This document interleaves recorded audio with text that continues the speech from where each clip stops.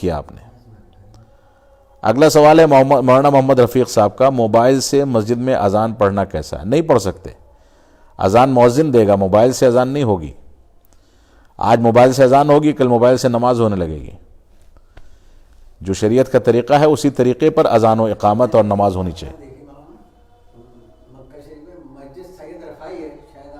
ہاں بالکل تو اس کے اندر وہ کیا نام ہے تراویح دیکھ کر پڑھ رہے تھے، قرآن پاک دیکھ کر تراویح۔ اگر ایسی صورت ہے کہ کوئی حافظ نہیں ہے، مجبوری ہے، تو کر سکتے ہیں تراویح میں، کوئی حرج نہیں۔ تو میں نے تراویح میں دیکھا مکے کی تراویح میں امام نہیں، پیچھے جو ہے انہوں نے ایک آدمی قرآن لے رکھا، حافظ پڑھ رہا ہے بس، اور کچھ نہیں۔ ایک آدمی، اس کے سلسلے میں بھی علماء نے یہی کہا ہے کہ اگر نماز کی حالت میں امام پڑھا رہا ہے اور پیچھے کوئی حافظ قرآن سننے والا نہیں ہے تو کوئی ایک شخص قرآن شریف لے کر کے سن سکتا ہے۔ بقیہ لوگ اگر قرآن شریف لے کر کے پڑھیں گے تو اس کی ناقدری بھی ہے، رکوع سجدے میں جائیں گے تو کہاں رکھیں گے، اور ایک عمل زائد بھی ہے، لہٰذا اس سے بچنا چاہیے۔ اگلا سوال ہے عمران خان صاحب کا، شوہر اور بیوی ایک ساتھ نماز پڑھ سکتے ہیں؟ جی بالکل پڑھ سکتے ہیں، لیکن شوہر آگے رہے گا، بیوی پیچھے رہے گی، یہ فرق کرنا پڑے گا، شوہر آگے رہے، بیوی پیچھے رہے۔ ہاں بالکل بن جائے گی، بچے بھی رہیں گے، آدمی بچے لڑکے جو ہیں وہ صف بنائیں گے، لڑکیاں پیچھے رہیں گی۔ ہاں بنا سکتی ہے، کوئی مسئلہ نہیں، وہ امامت کرے گا، بیوی پیچھے مقتدی ہو کی حیثیت سے نماز پڑھ لے، کوئی مسئلہ نہیں۔ نہیں بیوی نہیں کرے گی، بیوی امامت کرے گی تو عورتوں کی کر سکتی ہے، مردوں کی نہیں کر سکتی، نہیں کر سکتی، صرف عورتوں کی۔ نہیں وہ صف کے بیچ ہی میں کھڑی ہوگی، اور اقامت اور اذان کچھ نہیں ہوگی اس میں، اقامت اذان کچھ نہیں ہوگی اس میں۔ اگلا سوال ہے شکیب انصاری صاحب کا، سلام کی بات کریں، قبرستان میں ہم میت کے لیے دعائے مغفرت کرتے ہیں تو سورہ فاتحہ پڑھنا کیسا ہے؟ یعنی کہ سورہ فاتحہ قرآن کا جز ہے اور قبرستان میں قرآن کی تلاوت تو کرنا نہیں ہے، اس بارے میں وضاحت مطلوب ہے۔ سورہ فاتحہ، سورہ یاسین، اس طرح کی کوئی بھی تلاوت یا قرآن مجید کی کسی بھی آیت کا کوئی ٹکڑا یا کوئی آیت قبرستان میں پڑھنا درست نہیں ہے۔ اللہ کے رسول صلی اللہ علیہ وسلم نے اپنی روایات میں، اپنی احادیث میں صراحت کے ساتھ قرآن مجید کی تلاوت سے روکا ہے۔ بعض روایات میں اس بات کی صراحت ملتی ہے کہ وہاں پر قرآن مجید کی تلاوت نہ کی جائے۔ قبرستان جو ہے قرآن مجید کی تلاوت کی جگہ نہیں ہے، قرآن مجید کی تلاوت کی جگہ ہمارے گھر ہیں، ہماری مسجدیں ہیں۔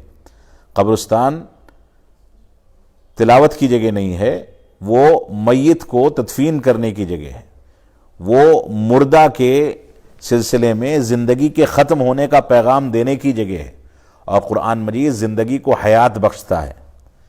اس کو ایسی جگہوں پر نہ پڑھا جائے جہاں پر زندگی کی رمق نہیں بلکہ موت کی علامتیں ہوتی ہیں۔ تدفین کے بعد کیا کریں؟ بس تدفین صرف دعا، صرف دعا، دعا میں تو حضرت قرآن شریف کے الفاظ نہیں۔ قبرستان کی جو دعا ہے اس میں بھی کوئی قرآن شریف کا کوئی لفظ نہیں ہے۔ عام طور سے تدفین کے بعد لوگ کہتے ہیں کہ فاتحہ پڑھیں، نہیں، گنجائش نہیں اس کی، لوگ بیٹھ جاتے ہیں مردے کے سرانے اور اس کے قرآن نہیں وہ سب صحیح نہیں ہے، یہ سب عمل غلط ہے۔ صرف اس کی ثابت قدمی کی دعا کے لیے اللہ کے رسول نے تاکید فرمائی کہ جب تم تدفین کر لو تو اب اس سے سوال کیا جائے گا، اس کے سوال کی ثابت قدمی کی دعا کرو کہ اس کو سوالات کے جوابات کی توفیق عطا فرمائے۔ ثابت قدمی کی صرف دعا کی جائے گی۔ اس کے علاوہ جب ہم قبرستان جائیں گے تو قبرستان میں داخل ہونے کی دعا پڑھی جائے گی، السلام علیکم اہل الدیار من المؤمنین والمسلمین وإنا انشاء اللہ بکم، یہ پوری دعا پڑھی جائے گی، لیکن تلاوت کا کوئی ذکر نہیں ہے۔ ہاں جو بھی پڑھ لیں بہرحال کافی ہے انشاءاللہ۔ کہیں بھی جائیں، اگر مسلمان کا قبرستان ہے تو درگاہ بھی ہے، وہاں کبھی انسان کسی ضرورت کے تحت چلا گیا تو وہی دعا پڑھے گا، اس کے علاوہ کچھ نہیں۔ اگلا سوال ہے شہزاد خان صاحب کا، سلام کر رہے ہیں، کہہ رہے ہیں کہ میرا سوال ہے کہ اگر کوئی شخص بیمار ہو اور اس کے گھر والے اس کے حق میں صدقہ پیسہ یا غلہ نکالیں تو کیا ہم اس کو مسجد میں دے سکتے ہیں یا نہیں؟ دیکھیے، میت کی جانب سے صدقہ کرنا ایک الگ مسئلہ ہے، اور میت کے اصل مال میں سے یا میت کی اولاد میں سے اصل مال میں سے صدقے جاریہ کرنا ایک الگ مسئلہ ہے۔ صدقے سے مراد ایسا صدقہ ہے جو ہم نے اس نیت سے کیا ہے جو غریبوں میں تقسیم کیا جائے، تو وہ غریبوں ہی کے لیے خاص ہوگا۔ لیکن میت کی طرف سے ہم اصل پیسے میں سے، زکوٰۃ کے پیسے میں سے نہیں بلکہ اپنے اصل مال میں سے اگر کوئی چیز صدقہ کرتے ہیں تو وہ مسجد میں بھی دے سکتے ہیں، مسجد تعمیر بھی کر سکتے ہیں، مسجد کے امام و خطیب کو بھی دے سکتے ہیں، مسجد میں نماز پڑھنے والوں کو بھی دے سکتے ہیں، کوئی مذاقہ نہیں، جو آدمی اس کا مستحق ہے اس کو دیا جا سکتا ہے۔ الطاف حسین صاحب کا سوال ہے، جو سوال واضح نہیں تھا، رات میں سونے سے پہلے قرآن کی 100 آیت پڑھنا چاہیے، وضاحت کیجیے۔ قرآن کی 100 آیتوں کی تخصیص کا کوئی ذکر سونے سے پہلے نہیں ہے۔ سونے سے پہلے آیت الکرسی پڑھنا، سورہ بقرہ کی آخری 2 آیتیں پڑھنا، اسی طریقے سے سورہ کہف کی ابتدائی 10 آیتوں کی تلاوت کرنا، یا اس طریقے سے بعض سورتوں کی تلاوت کا تذکرہ ملتا ہے۔ سورہ ملک کی تلاوت، سورہ اخلاص وغیرہ کی تلاوت سوتے وقت کر سکتے ہیں۔ ہاں، سورہ سجدہ فجر کی نماز میں جمعہ کے دن سونے سے پہلے اگر کوئی روایت صحیح ثابت ہے تو ہو سکتا ہے، میرے خیال سے ہے، جہاں تک یاد ہے، مجھے یاد نہیں ہے اس وقت، دیکھنا پڑے گا۔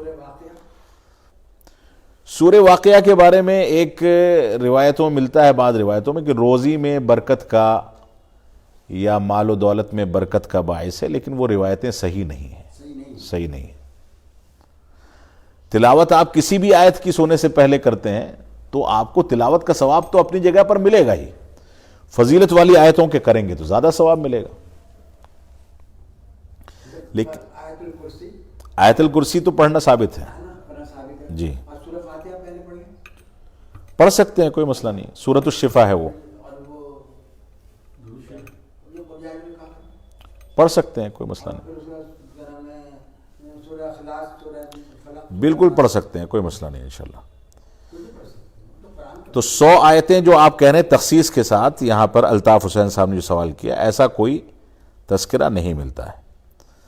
عمر سنابلی صاحب کوئی ہیں، ان کا سوال ہے، حالت حاضرہ کے اعتبار سے آنے والے جمعے کا کیا موضوع ہونا چاہیے؟ حالات حاضرہ ہر جگہ مختلف ہیں، دلی میں کچھ اور ہیں، آپ کے علاقے میں کچھ اور ہوں گے۔ آپ اگر حیدرآباد سے بول رہے ہیں عمر سنابلی، جیسا کہ میں سمجھ پا رہا ہوں، تو ایسی صورت میں وہاں کے حالات کے لحاظ سے فائنل کیجئے کہ جمعے میں کیا موضوع ہونا چاہیے۔